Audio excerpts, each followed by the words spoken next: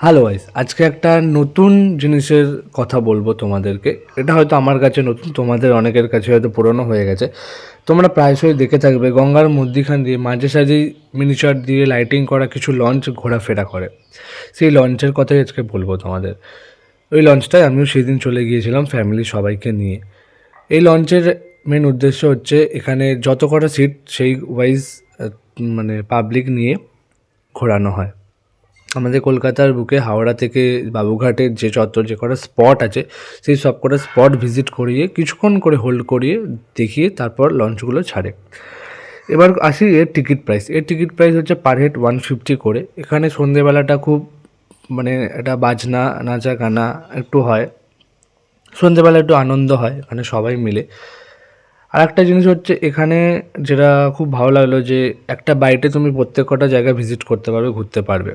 তো ভিডিওটা ভালো লাগলে লাইক ফলো করে দিও, আর কিছু জানার থাকলে কমেন্ট করো। বাই।